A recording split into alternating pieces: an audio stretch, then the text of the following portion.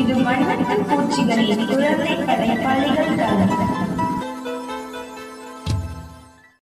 எல்லாருக்கும் வணக்கம். திருமதி எமலதாமசனுடைய படைப்பாளிகள் 2025 பெருமையுடன் வழங்கும் மனத்து பூச்சிகளின் மலையொலி சேனல். நான் தான் உங்கள் முகேஷ். இன்றைக்கி தொடங்கிய மலையொலி சேனலில் 30வது எபிசோடில் உங்கள் அனைவரையும் சந்திக்கிறதுல ரொம்ப மகிழ்ச்சி அடைகிறேன். இப்போ நம்ம தேர்வு இந்தியா குரலில் கதை கூற வர்றது யார் தெரியுமா?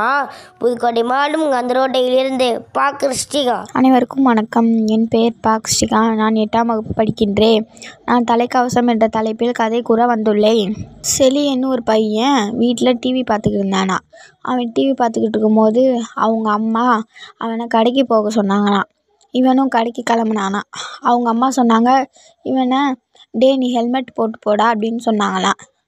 இவன் சொன்னானா, அதுக்கு ஹெல்மெட்டு போட்டால் என்னால் ஃபோன் பேச முடியாது அப்படின்னு சொன்னானா. அதுக்கு அவங்க அம்மா சொன்னாங்களாம், நீ என்ன பிறந்த உடனே ஃபோனோட வாடா பிறந்த அப்படின்னு கேட்டாங்களாம். அதுக்கு அவன் எதுவுமே பெருசாக கண்டுக்காமல் அவன் வண்டி எடுத்துகிட்டு போயிட்டானா. அவன் போவையில் ரோடு கிராஸ் பண்ணையில் ஒரு வளைவு வந்துச்சான். அதில் இவன் முந்திக்கிட்டு போனானா. போவையில் ஒரு ராலி வந்துச்சான். ராலி வந்து இவனை ஆக்சிடெண்ட் பண்ணிடுச்சான். இவன் வந்து கீழே விழுந்துட்டானா. கீழே விழுந்து நிறைய ரத்தம் போயிடுச்சான். அதுக்கப்புறமா அவனை ஹாஸ்பிட்டலில் சேர்த்து எப்படியோ பொழைச்சிட்டானா. அதுக்கப்புறம் 1 மாதம் கழித்து இவன் சரியாயிட்டானா. அவங்க அம்மாட்ட போயிட்டு இவன் வீட்டில் போயிட்டு முதல்ல சாரி கேட்டானா.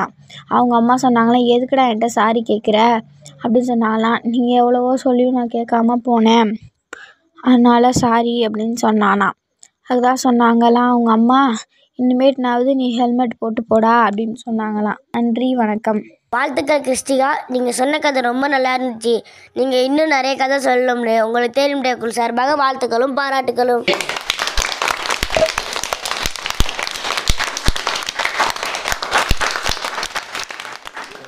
மக்களே, இப்போ நம்ம தேர்வு இந்தியாக்குள்ள கதைக்குற வர்றது யார் தெரியுமா? புதுக்கோட்டை மாவட்டம் அந்த ரோட்டை ஒன்றியம் அக்கச்சிப்பட்டியிலிருந்து ராசுபிக்ஸா. அனைவருக்கும் வணக்கம். என் பெயர் ராசுபிக்ஸா. நான் ஊராட்சி ஒன்றிய நடுநிலைப்பள்ளி அக்கச்சிப்பட்டியில் 6ஆம் வகுப்பு படிக்கின்றேன். நான் எடுத்துக்கொண்ட கதை ஆமையும் முயலும். ஒரு காட்டில் ஒரு முயலும் ஆமையும் வாழ்ந்து வந்துச்சு. முயலே ஒரு நாள் ஆமையை பார்க்க போணுச்சு. ஆமை சொன்னிச்சு, என்ன நண்பா என்னை பார்க்க வந்திருக்கா அப்படின்னு கேட்டபோது முயலை சொன்னிச்சு, அது ஒன்றும் இல்லை, நம்ம சும்மா தானே இருக்கோம், நம்மளுக்கு ஒரு பந்தயம் வச்சுக்கலாம் அப்படின்னு கேட்டுச்சு. சரி நண்பா வச்சுக்கலாம் அப்படின்னு யானையை நடுவராக வச்சுக்கிட்டாங்க. அப்போக்கே யானை சொன்னிச்சு, 3 மைல் தூரம் ஓடணும் அப்படின்னு சொன்னிச்சு. சரி அப்படின்னு ஆமையும் முயலும் அதுக்கு ஒத்துக்கிடுச்சுங்க. அதுக்கப்புறம் ஓட்டப்பந்தயம் தொடங்கிருச்சு. ஓட்டப்பந்தயம் தொடங்கினதுக்கப்புறம் 2 பேரும் ஓடினாங்க. 1 மைல் தூரம் போயிட்டு முயல் எட்டி பார்த்தோன்னையும் யாரையுமே காணும். அதனால ஆமை வந்தோடனே போகலாம் அப்படின்ட்டு படுத்து தூங்கிருச்சு. அதுக்கப்புறம் ஆமை வந்துருச்சு. வந்து, என்ன நண்பா தூங்கிக்கிட்டு இருக்க, எந்திரி, நம்ம ஓட்டப்பந்தயம் வச்சுருக்கோம், எந்திரி நண்பா அப்படின்னு சொன்னிச்சு. அதுக்கு ஆமை சொன்னிச்சு, முயல் சொன்னிச்சு சரி அப்படின்ட்டு எந்திரிச்சு வேகமாக ஓடிடுச்சு. வேகமாக ஓடி அங்கே ஒரு வயக்காட்டு இருந்துச்சு. பின்னாடி எட்டி பார்த்தா ஆமையை காணும். அதனால் 2 மைல் தூரம் போயிட்டு மறுபடியும் படுத்து தூங்கிருச்சு. அதுக்கப்புறம் ஆமை பின்னாடி வந்துச்சு. வந்து எங்கடா நண்பர் காணும் அப்படின்ட்டு எட்டி பார்த்ததுக்கப்புறம் முயல் படுத்து கிடந்துச்சு. முயலை எழுப்பி, நம்ம போட்டி வச்சுருக்கோம், எந்திரி ஓடணும் அப்படின்னு சொன்னதுக்கப்புறம் ஆமை முயலை எழுப்பிவிட்டுச்சு. அதுக்கப்புறம் முயல் ஓடி போயிட்டு 3 மைல் தூரத்தை கடந்து வெற்றி பெற்றுச்சு. அதுக்கப்புறம் ஆமை மெதுவாக வந்துச்சு. மெதுவாக வந்தோடனையும் சரி அப்படின்ட்டு ஆமை 2வது இடம் பெற்றுச்சு.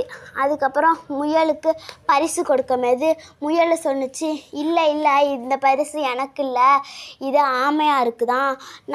நான் தூங்கிக்கிட்டு இருந்தேன், ஆமையார் ஓடி வந்திருந்தா இந்நேரம் முதல் இடம் பிடிச்சிருக்கலாம். ஆனால் அவர் நெருங்கிய நண்பர்கள்னால எங்களை அழைச்சிட்டு வந்திருக்காங்க, அதனால் இந்த பரிசு ஆமையாருக்கு தான் அப்படின்னு சொன்னிச்சு முயல். அதுக்கப்புறம் ஆமை சரி அப்படின்னு சொன்னிச்சு. யானையும் ஆமையாருக்கு பரிசை கொடுத்துருச்சு. அதுக்கப்புறம் ஆமை சொன்னிச்சு, இந்த பரிசு எனக்கும் எனக்கும் முயலுக்கும் தான் சொந்தம் அப்படின்னு சொன்னிச்சு. அதுக்கப்புறம் சரி அப்படின்ட்டு 2 பேருக்கும் பரிசை கொடுத்துட்டாங்க. நன்றி. வாழ்த்துக்கள் சுபிக்ஷா, நீங்கள் சொன்ன கதை ரொம்ப அழகாக இருந்துச்சு. உங்களுக்கு தேனிண்டை குழு சார்பாக வாழ்த்துக்களும் பாராட்டுகளும்.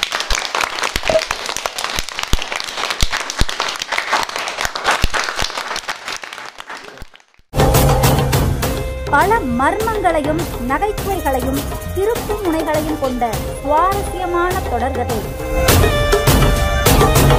இந்தியாவின் கொற்றவை. தொடர்ந்து படியுங்கள் உங்கள் வண்ணத்து பூச்சிகள் மின்னிதழில். மகளே, நீங்கள் கேட்டுக்கொண்டிருப்பது திருமதி எமல்டா தாமஸ் நினைப்படைப்பாளிகள் 2025 பெருமையுடன் வழங்கும் வண்ணத்து பூச்சிகளின் வலையொலி சேனல். இப்போ நம்ம தேனிமிட்டாக்குள்ள கதைக்குற வர்றது யார் தெரியுமா? புதுக்கோட்டை மாவட்டம் கந்தரோட்டை ஒன்றியம் அக்கச்சிப்பட்டியிலிருந்து பி. திவாசினி. அனைவருக்கும் வணக்கம். என் பெயர் பி. திவாசினி. நான் 6ஆம் வகுப்பு படிக்கிறேன். நான் எடுத்துக்கொண்ட தலைப்பு கை விரல்கள். 5 விரலும் சண்டை போட்டுச்சான். நான் தான் பெரியவன் அப்படின்னு சண்டை போட்டுச்சான். அதுக்கு கட்டை விரல் சொன்னிச்சான், நான் தான் உங்கள் எல்லாத்தோடையும் கட்டையாக இருக்கேன், நான் தானே பெரியவன் அப்படின்னு சொன்னிச்சான். அதுக்கு ஆள்காட்டி விரல் சொன்னிச்சான், இல்லை நான் தான் ஒருத்தவங்கள ஏந்திரிக்க வைக்கிறதுக்கும் உட்கார வைக்கிறதுக்கும் நான் தான் பயன்படுவேன், நான் தான் பெரியவன் அப்படின்னு சொன்னிச்சான். அதுக்கு நடுவிரல் சொன்னிச்சான், நான் தான் உங்கள் எல்லாத்தோடையும் உயரமாக இருக்கேன், நான் தான் பெரியவன் அப்படின்னு சொன்னிச்சான். அதுக்கு மோதிர விரல் சொன்னிச்சான், நான் தான் பணக்காரன், என் கையில் தான் விலை உயர்ந்த மோதிரங்கள் எல்லாம் போடுவாங்க அப்படின்னு சொன்னிச்சான். அதுக்கு சுண்டி விரல் சொல்ல போகும்போது அதுக்கு ஒன்றுமே இல்லை. அப்போ மற்ற விரல்கள் எல்லாம் சிரிச்சிச்சான். அப்போ கடவுள்கிட்ட வேண்டிக்கிச்சான் சுண்டி விரல், ஏன் கடவுளே என்னைய வீணா வர வச்சிங்க அப்படின்னு சொன்னிச்சான். அதுக்கு கடவுள் சொன்னாராம், இல்லை யாராச்சும் என்னை கை எடுத்து கும்பிட்டா நீ தான் எனக்கு முதல்ல தெரியவ, உன்னைய தான் நான் முதல்ல பார்ப்பேன், அப்புறம்தான் எல்லாத்தையும் பார்ப்பேன் அப்படின்னு சொன்னிச்சான் கடவுள். அதுக்கு சுண்டி விரல் சொன்னிச்சா, ரொம்ப நன்றி கடவுளே அப்படின்னு சொன்னிச்சான். அதுக்கு மற்ற விரல் எல்லாம் நீயும் ரொம்ப பெரியவன் தான் அப்படின்னு சொன்னிச்சான் சுண்டி விரலை. அதுக்கு கட்டை விரல் சொன்னிச்சா, நம்ம எல்லாரும் சேர்ந்தாதான் ஒரு பொருளை தூக்கவோ அல்லது கீழே வைக்கவோ முடியும், நம்ம எல்லாரும் ஒன்றாவே இருப்போம், நன்றி. வாழ்த்துக்கள் திவாசினி, நீங்கள் சொன்ன கதை ரொம்ப நல்லா இருந்துச்சு. நீங்கள் நல்லா சொல்லியிருக்கீங்க. உங்களுக்கு தேனிமிட்டாய் குழு சார்பாக வாழ்த்துக்களும் பாராட்டுகளும்.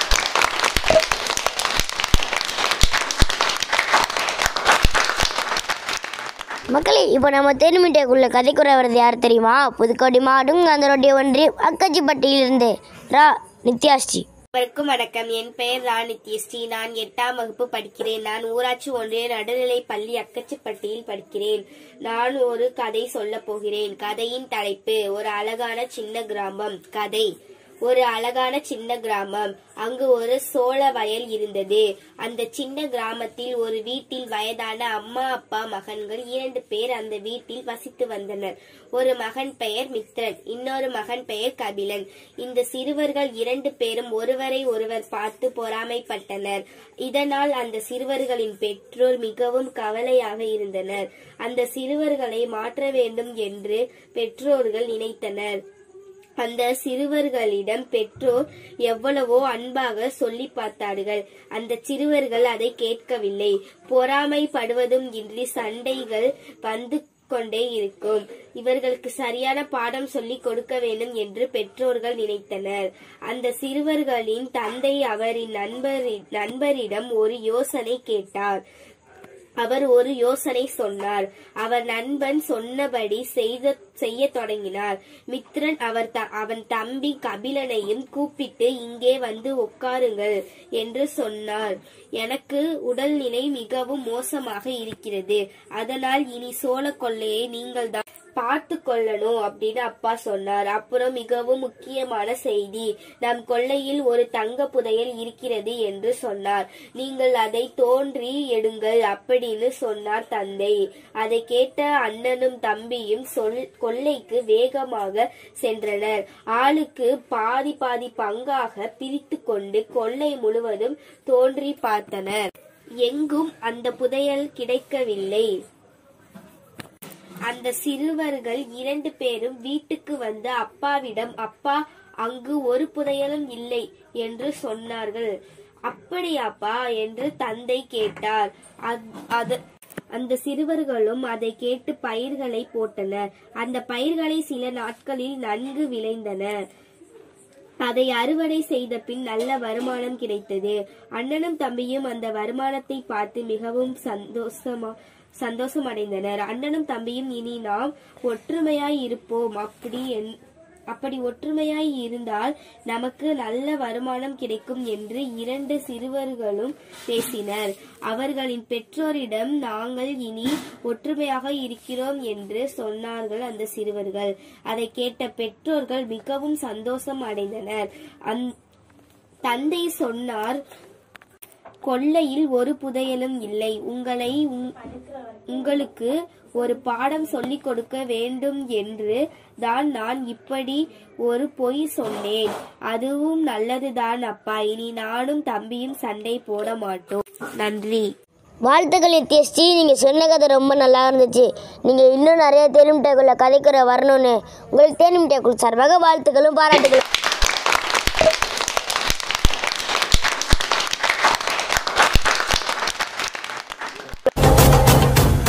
மலரின் மென்மையும் மதியின் குழுமையும் கொண்டது பெண்மை என தவறாக மதிப்பீடு செய்து விடாதீர்கள் என கர்ஜனையாய் சொல்ல வருகிறாள் கொற்றதி. யார் அந்த கொற்றதி? அறிந்து கொள்ள படியுங்கள் உங்கள் வண்ணத்து பூச்சிகள் மின்னிதழில். மகளே, நீங்கள் கேட்டுக்கொண்டிருப்பது திருமதி எமல்டா தாமஸ் சென்னை படைப்பாளிகள் 2025 பெருமையுடன் வழங்கும் வண்ணத்து பூச்சிகளின் மலையாளி சேனல். இப்போ நம்ம தேனிமிட்டாக்குள்ள கதை கூற வர்றது யார் தெரியுமா? புதுக்கோட்டை மாவட்டம் கந்தரோட்டி ஒன்றியம் அக்கச்சிப்பட்டியிலிருந்து ராஜஸ்ரீ. அனைவருக்கும் வணக்கம். என் பெயர் ராஜஸ்ரீ. நான் 6ஆம் வகுப்பு படிக்கின்றேன். ஊராட்சி ஒன்றிய நடுநிலைப்பள்ளி அக்கச்சிப்பட்டியில் படிக்கின்றேன். நான் சோளக்கொல்ல பொம்மை என்ற தலைப்பில் பேச வந்துள்ளேன். ஒரு அழகான கிராமம். அங்கு ஒரு சோளக்கொல்லை இருந்தது. அந்த சோளக்கொல்லையில் ஒரு சோளக்கொல்ல பொம்மையும் இருந்தது. அதை பார்த்த எல்லா பறவைகளும் பயந்து ஓடிவிடும். ஒரு நாள் கனமழை பெய்தது. அப்போது சோளக்கொல்ல பொம்மையின் சட்டை கிழிந்தது. அதை பார்த்த காகம், அடடே, அவர் சட்டை கிழிந்துள்ளனவே என்று நினைத்த காகம் அருகில் இருந்த வீட்டிற்குள் நுழைந்தது. அங்கு இருந்த சட்டை ஒன்றை எடுத்துக்கொண்டு அந்த சோளக்கொல்ல பொம்மையின் அருகில் வந்தது. ஐயா, இந்தாங்கள், இந்த சட்டையை பொருத்தி கொள்ளுங்கள் என்று சொல்லி பறந்தது. மழை நின்றது. காகம் மறைந்து நின்று பார்த்தது. அந்த சட்டையை அந்த சோளக்கொல்ல பொம்மை அணியவில்லை. பொம்மையின் அருகில் வந்தது. அதற்கு பிறகுதான் தெரிந்தது அது ஒரு வைக்கோலால் செய்த ஒரு சோளக்கொல்ல பொம்மை என்று தெரிந்தது. உடனே அந்த காகம் தன் நண்பர்களை அழைத்து வந்து சேர்ந்து உண்றது. நன்றி. வாழ்த்துக்கள் ராஜஸ்ரீ, நீங்கள் சொன்ன கதை ரொம்ப நல்லா இருந்துச்சு. நீங்கள் இன்னும் நிறைய தேனிமிட்டாக்குள்ள கதை கூற வரணும்னு உங்களுக்கு தேனிமிட்டாக்குள் சார்பாக வாழ்த்துக்களும் பாராட்டுகளும்.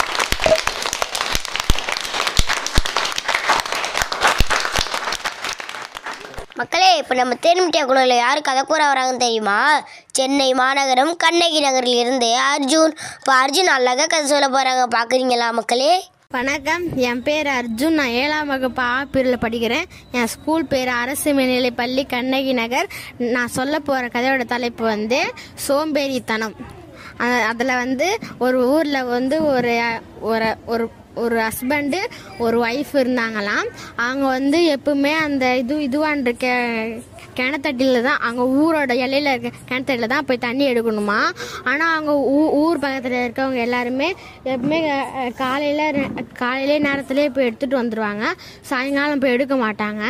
ஏன்னா அங்கே வந்து சவுண்டு கேட்குது, அங்கே ஏதோ பேய் சவுண்டு கேட்குது அப்படின்னு சொல்லிட்டு சாயங்காலம் போக மாட்டாங்க. ஆனால் எல்லாம் சாயங்காலம் போக மாட்டாங்க. ஆனால் அந்த ஆன்ட்டி அதில் இருக்க அந்த பொண்ணு ஒண்டி எப்பவுமே சோம்பேறித்தனம் பட்டுக்கிட்டு மத்தியானமாக போவோமா. அன்றைக்கி ஒரு நாள் ஒரு ஆன்ட்டி வந்து அவங்ககிட்ட கேட்டாங்க, எதுக்கு நீ டெய்லி மத்தியானமாக போகிற? அந்த சைட்லாம் மத்தியானமாக போகக்கூடாது, எப்பவுமே காலையில் மட்டும்தான் போகணும் அப்படின்னு சொல்லுவாங்க. அதுக்கு வந்து என்னால் முடியாது, நான் எப்பவுமே மத்தியானம் தான் போய் எடுப்பேன் அப்படின்னு சொல்லிட்டு இருந்தாங்க. அன்றைக்கி ஒரு நாள் வந்து என்ன ஆச்சுன்னா, அன்றைக்கி எப்பவுமே மத்தியானம் போய் எடுப்பாங்க. ஆனால் அன்றைக்கி ரொம்ப சோம்பேறித்தனம் தூங்கிட்டு சாயங்காலமாக எடுக்க போகும்போது அங்கே ஒரு சவுண்டு கேட்டுச்சு. அது என்ன சவுண்டுன்னு அவன் வந்து பயந்து கொஞ்சம் தூரம் போயிட்டு திருப்பி வந்து பார்க்கலான்னு வந்தா. அப்போ அதில் வந்து சவுண்டு கேட்டுச்சு. அவன் எட்டி பார்க்கும்போது அதில் ஒரு மீன் இருந்துச்சு. அந்த மீன் வந்து பேசுகிற மீன். என்னன்னா, நீ வந்து அந்த மீன் சொல்லுது, நீ வந்து என்னை கூட்டின்னு போய் பக்கத்து குளத்தில் போய் விட்டுடு, நான் உனக்கு நீ கேட்குற வரத்தை நான் கொடுக்குறேன் அப்படின்னு சொல்லும். ஆனால் அதுக்கு நான் கூட்டிட்டு போய் விட்றேன், ஆனால் எனக்கு கொஞ்சம் பயமாக இருக்குது அப்படின்னு சொல்லும்.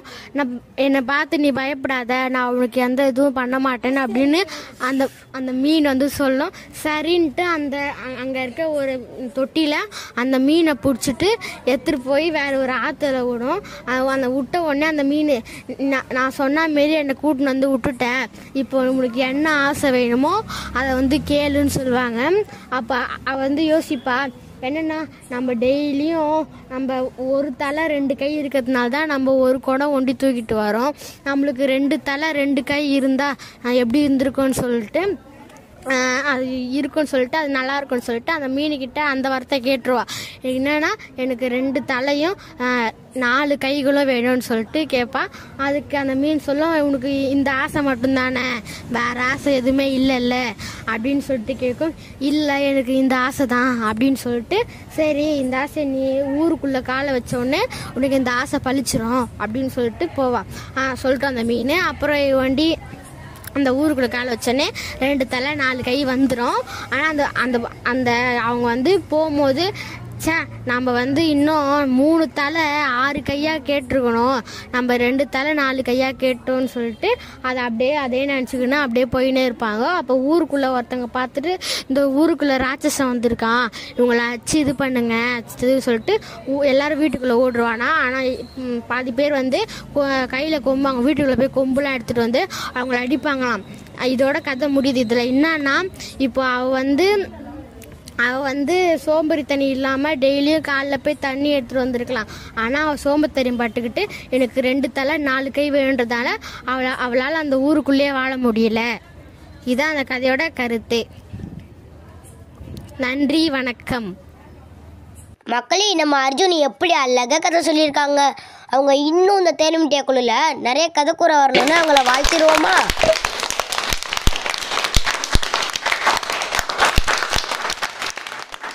மக்களே, இப்போ நம்ம தேனுமிட்டியா குழுவில் யார் கதை கூற வராங்கன்னு தெரியுமா? சென்னை மாநகரம் கண்ணகி நகரில் இருந்து சக்தி. என் பேர் வந்து சத்யா. நான் வந்து 9th படிக்கிறேன். இங்கே கண்ணகி நகரில் government school higher secondary school படிக்கிறேன். என் வயசு வந்து 14. நான் வந்து இப்போ எங்கள் அண்ணன் சொன்ன கதையை சொல்ல போகிறேன். ஒரு ஊரில் வயல் விளைஞ்சான். அங்கே ஒரு அண்ணா வந்து கறி எடுத்துன்னு போயிருந்தான். பின்னாடி அதை பார்த்த பேய் வந்து பின்னாடியே வந்துச்சான். அவங்க அண்ணாவோட தாத்தா வீட்டுக்கு அவர் போயிட்டாரான். போய் அது பின்னாடி போய் தாத்தா இல்லை கறி கொடுன்னு கை நீட்டிது. தாத்தா வந்து சொல்லிக்கிறாரு, இன்னும் நெட்டு எட்டல சொல்லிக்கிறாரு. அப்புறம் அங்கே ஒரு கத்தி இருந்து கையை வெட்டிட்டாங்களாம். ஓகே, வணக்கம். மக்களே, நம்ம சக்தியனை எப்படி அழகாக கதை சொல்லியிருக்காங்க. அவங்களுக்கு இந்த தேனுமிட்டியா குழுவில் நிறைய கதை கூற வரணும்னு அவங்களுக்கு தேனுமிட்டியா குழு சார்பாக வாழ்த்திடுவோமா?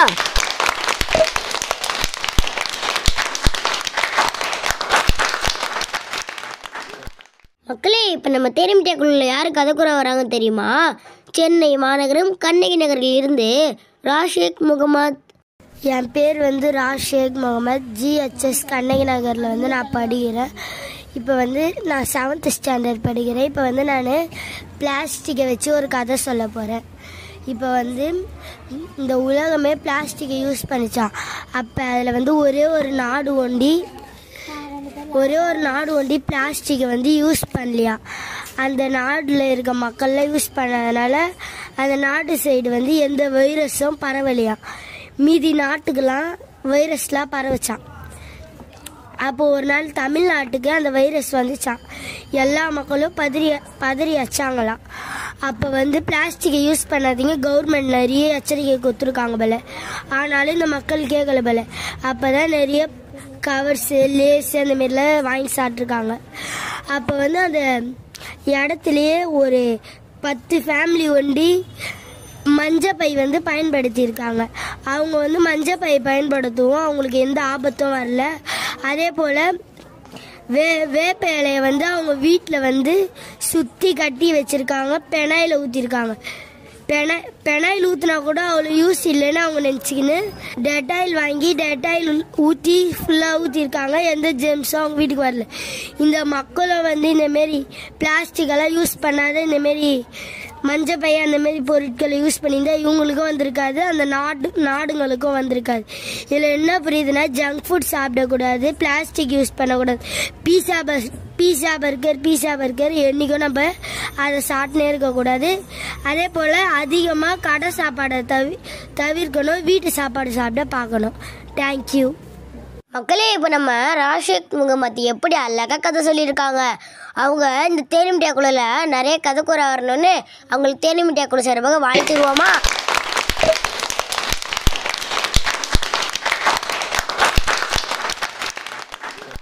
மக்களே, இப்போ நம்ம தேனி மிட்டாய் குழுவில் யாரு கதை கூற வராங்க தெரியுமா? சென்னை மாநகரம் மூட்டைக்காலஞ்சாவடி ஓக்கையன்பேட்டையிலிருந்து யுவனேஷ். வணக்கம், என் பெயர் எஸ் யுவனேஷ். நான் வந்து சென்னை மிடில் ஸ்கூல் மூட்டைக்காரஞ்சாவடி ஒக்கியம்பேட்டையில் படிக்கிறேன். நான் இப்போ வந்து ஒரு மரங்களும் பேசும் மரங்களும் ஊர் பொதுமக்களும் என்ற கதையில் தான் பேச போகிறேன். இப்போ வந்து ஒரு கிராமத்தில் வந்து நிறைய மரம்லாம் இருந்துக்குமா. அந்த மரத்தெல்லாம் வந்து பேசிக்குமா, இந்தமாரி நம்ம இந்த ஊரில் தான் ஜாலியாக இருக்கோம், அந்தமாரி வந்து ஆலமரம் சொல்லுமா. அந்த ஆலமரம் தான் அந்த ஊருக்கே நடுவில் இருக்குமா. அதில் தான் வந்து அந்த பஞ்சாயத்துலாம் நடக்கும்னா அங்கே தான் நடக்குமா. அப்போ வந்து அந்த ஆலமரம் சொல்லிச்சா, இந்தமாரி இந்த ஊரில் தான் நம்மளால் ஜாலியாக இருக்க முடியும், மற்ற எந்த ஊர்லேயும் ஜாலியாக இருக்க முடியாது, மற்ற எல்லா ஊர்லேயும் நம்மளை வெட்டிக்கிட்டே வராங்க, இந்த ஊரில் மட்டும்தான் அமைதியாக இருக்குது அப்படின்னு சொல்லிச்சான். அதுக்கு அந்த மாமரம் சொல்லிச்சான், நம்மளையும் ஒரு காலத்தில் வெட்ட தானே செய்வாங்க அப்படின்னு சொல்லிச்சான். அதுக்கு அந்த ஆலமரம், அது அப்போ பார்த்துக்கலாம், சரி இப்போ வாங்க இப்போ வந்து ஊர் பொதுமக்கள்லாம் கூட்டிட்டாங்க பஞ்சாயத்துக்கு அப்படின்னு சொல்லிச்சான் ஆலமரம். அதுக்கு மாமரம் சொல்லிச்சான், எனக்கு தெரிஞ்சு இந்த மரத்தை நம்மளை வெட்டுறதை பற்றி தான் பேச போகிறாங்க அப்படின்னு சொல்லிச்சான். அதுக்கு ஆலமரம், நீ ஏன் அப்படி சொல்கிற, அப்படி நினைக்காத அப்படின்னு சொல்லிச்சான். அப்புறம் அந்த ஊர் பொதுமக்கள்லாம் கூடினோடனே அந்த ஊர் தலைவர் சொன்னாராம், இந்தமாரி நம்ம இந்த மரத்தெல்லாம் வெட்டிடலாம், இந்த மரம் இருக்கிறதுனால நம்மளுக்கு இடைஞ்சலாக இருக்குது, இதெல்லாம் வெட்டிட்டு நம்ம புதுசாக ஒரு வீடெல்லாம் கட்டலாம் அப்படின்னு சொன்னாராம். அதுக்கப்புறம் தான் அந்த மாமரம் சொல்லிச்சான், நான் தான் சொன்னேன்ல அதை பற்றி தான் பேச போகிறாங்கன்ட்டு. அது மாமரம் போய் சொல்லிச்சான் புளிய மரம் வாங்கிட்ட, நம்மளை வெட்ட வரும்போது நம்ம தடுத்து நிற்கணும், அப்போ தான் நம்மளால் இது பண்ண முடியும் அப்படின்னு சொல்லிச்சான். நம்ம பேசுகிறோன்ட்டு யாருக்குமே தெரியாதுல, அவங்கள பயமுத்தி போக சொல்லிடலாம் அப்படின்னு சொல்லிச்சான். அப்போ ஒரு நாள் மர வெட்டிகளை கூப்பிட்டாங்களாம். அப்போ வந்து மர வெட்டிகள் வந்து மரத்தை வெட்டும் போது இந்தமாரி சொல்லிச்சான், மாமரம் ஆலமரம்லாம் எங்களை ஏன் வெட்டுறீங்கன்னு தெரியாமல் கத்துச்சான். அப்போ வந்து ஊர் பொதுமக்கள்லாம் யார் இங்கே பேசுறது அப்படின்னு சொல்லி பார்த்தாங்களாம். அப்புறம் தான் பார்த்தா அந்த மரம் தான் பேசிச்சான். அதுக்கப்புறம் எல்லாருமே பயந்துக்கிட்டு நாங்கள் இந்த மரத்தை வெட்டி தான் ஆவோம் அப்படின்னு சொன்னாங்களாம். பயந்தாலும் திருப்பி நாங்கள் இந்த மரத்தை வெட்டி தான் ஆவோம் அப்படின்னு சொல்லி வெட்ட ஆரம்பிக்கும் போது அந்த ஆலமரம் வந்து அந்த விழுதை வச்சு தூக்கி போட்டுச்சான் அவங்கள. அப்போ வந்து அதுக்கப்புறம் இந்த ஊர் பொதுமக்கள்லாம் சொன்னாங்களாம், இந்த மரத்தை வெட்டியே ஆகணும், எப்படியாச்சும் ஃபர்ஸ்ட் இந்த மரத்தை தான் வெட்டணும் அப்படின்னு சொன்னாங்க. அதுக்கு அந்த மர வெட்டிகள் வந்து வெட்டும் போது அந்த மரங்க சொல்லிச்சான், நாங்கள் இருக்கிறதுனால தானே உங்களுக்குலாம் காற்று சுகமாக வருது, நாங்கள் இல்லைன்னா நீங்கள் எப்படி காற்று உயிர் வாழ முடியும் அப்படின்னு சொல்லிச்சான். அதுக்கு அந்த ஊர் பொதுமக்கள்லாம், ஆமாம் நீங்கள் சொல்கிறது உண்மைதான், என்னை மன்னிச்சிடுங்க அப்படின்னு சொல்லிட்டு, இந்த மரத்தெல்லாம் வெட்ட வேணாம், நீங்கள் போங்க, இந்த மரம் இருந்தால் தான் எங்களால் உயிர் வாழ முடியும் அப்படின்னு சொல்லிச்சான். இதுலேருந்து என்ன தெரியுதுன்னா, மரங்களை வெட்டக்கூடாது. நன்றி. மக்களே, இப்போ நம்ம யுவனேஷ் எப்படி அழகாக கதை சொல்லியிருக்காங்க. அவங்க இந்த தேனி மிட்டாய் குழுவில் நிறைய கதை கூற வரணும்னு அவங்க தேனி மிட்டாய் குழு சார்பாக வாழ்த்திடுவோமா?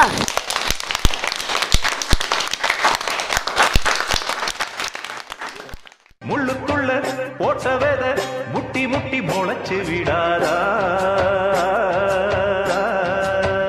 வணக்கம், என் பேர் Thomas. Carry with love trust, அன்பினால் தாங்குவேன் அறக்கட்டளை என்ற ஒரு என்ஜிஓ வச்சு நடத்திட்டுருக்கேன். எங்கள் என்ஜிஓவில் குழந்தைகளுக்கான அமைப்பு ஒன்று உருவாக்கணும். குறிப்பாக இன்றைக்கு சுயமாக சிந்திக்கிறது குழந்தைகள்கிட்ட இல்லை, பெரியவர்கள்கிட்டே நிறைய குறைஞ்சிருக்கு, குழந்தைகள்கிட்டே அதிகமாக இல்லை. அது குழந்தைகள்கிட்ட இருந்து தொடங்கணும். அப்படிங்கிறதுனால வண்ணத்து பூச்சிகள் அப்படின்ற ஒரு அமைப்பை உருவாக்கி அதில் பல குழந்தைகளுக்கு சுய சிந்தனை தூண்டல் முயற்சி செய்துகிட்டு இருக்கிறேன். மகளே, நீங்கள் கேட்டுக்கொண்டிருப்பது திருமதி எமல்டா தாமஸ் நினைவு படைப்பாளிகள் 2025 பெருமையுடன் வழங்கும் வனத்து பூச்சிகளின் மலையாளி சேனல். இப்போ அந்த தேன்முட்டை நிகழ்ச்சியில் கதைக்கிறவர் யார் தெரியுமா? கடை மாட்டும் அந்த ரொட்டி ஒன்றி அக்கச்சிப்பட்டியில் இருந்து பிரியதர்ஷினி. அனைவருக்கும் வணக்கம். என் பெயர் பிரியதர்ஷினி. நான் 7ஆம் வகுப்பு படிக்கின்றேன். நான் ஊராட்சி ஒன்றிய நடுநிலை பள்ளி என்ற பள்ளியில் படிக்கின்றேன். நான் மரங்கள் என்ற தலைப்பில் கதை கூற வந்துள்ளேன். ஒரு காட்டில் ஆலமரம் மாமரமும் இருந்துச்சான். அப்போ ஆலமரத்துக்கு ரொம்ப திமிரு பிடிச்ச மாதிரி பண்ணுமா. அப்போ மாமரம் நல்லா எதுவுமே இருக்காம இருக்குமா. ஒரு நாள் தேனி கூடு கட்டுறதுக்கு ஆலமரத்துல கேட்டுச்சான். ஆலமரமே, நான் உன் மரத்துல கூடு கட்டிக்கவான்னு கேட்டுச்சான். என் மரத்துல நீ கூடு கட்டக்கூடாது, போங்க அந்த மரத்துக்கு போங்கன்னு ரொம்ப திட்டுனுச்சான். அப்புறம் சோகமா தேனி மாமரத்திட்ட போய் கேட்டுச்சான். மாமரமே நான் உன் மரத்துல கூடு கட்டிட்டான் அப்படின்னு கேட்டுச்சான். கட்டிக்கோ சொல்லிச்சான். சரினா அந்த தேனியும் சந்தோஷமா கூடு கட்டிட்டு இருந்துச்சான். ஒரு நாள் விறகு வெட்டுறதுக்கு காட்டுல இருந்து வந்தாங்களாம். அந்த ஆலமரத்தை பார்த்தாங்களாம். நல்ல பெருசா நல்லா இது விறகு கிடைக்குமே அப்படின்னு வெட்டலான்னு பார்த்துட்டு ஆலமரத்தை வெட்டினாங்களாம். ஆலமரத்துக்கு பாவம், என்னடா என்னை வெட்ட போறாங்களே அப்படின்னு சோகமா இருந்துச்சான்.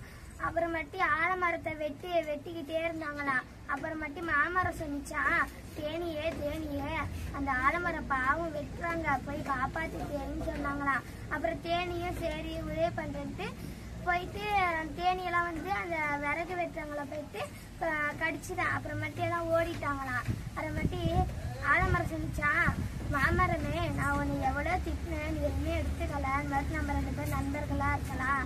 நன்றி, வணக்கம். வாழ்த்துக்கள் பிரியதர்ஷினி. நீங்க சொன்ன கதை ரொம்ப அருமையா இருந்துச்சு. நீங்க இனியும் கதை எழுதி சொல்லணும்னு உங்களுக்கு வாழ்த்துக்களும் பாராட்டுகளும்.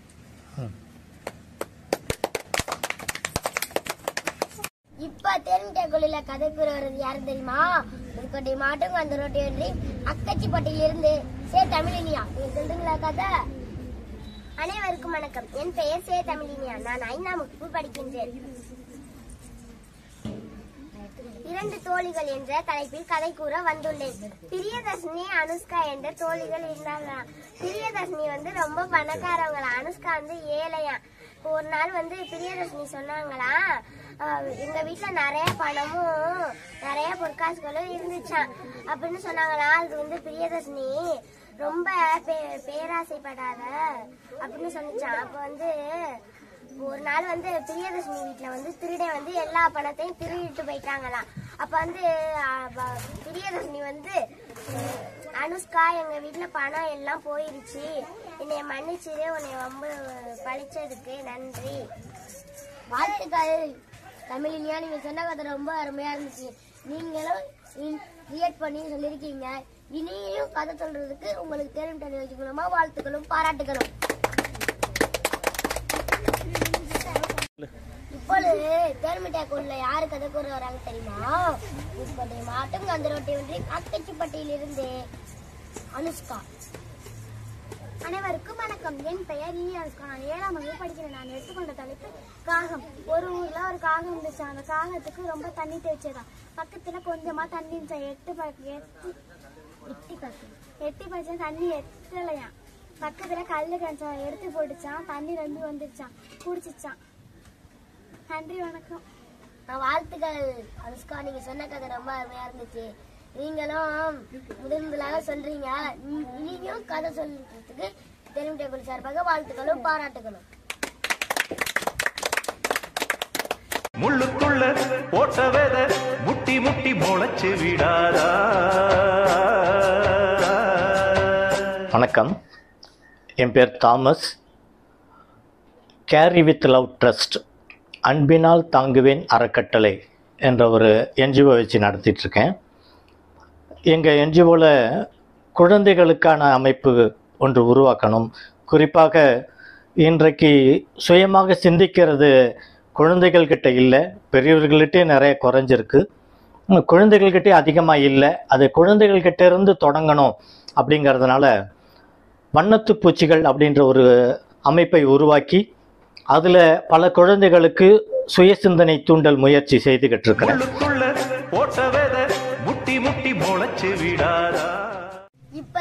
மக்களே, இந்த அடுத்த தினமிட்ட நிகழ்ச்சி நிறைவடைகிறது. மீண்டும் அடுத்த வாரம் ஞாயிற்றுக்கிழமை மாலை 6 மணிக்கு திருமதி எமலதாமஸ் இணைய படைப்பாளர் 2025 பெருமையுடன் வழங்கும் மனத்து பூச்சிக்கு மலையாளி சேனலில் ஸ்பாட்டிஃபை அண்ட் யூடியூப் செயலில் காண தவறாதீர்கள். மக்களே, இந்த வாரம் உங்களிடமிருந்து விடைபெறுவது உங்கள் முகேஸ்வரன்.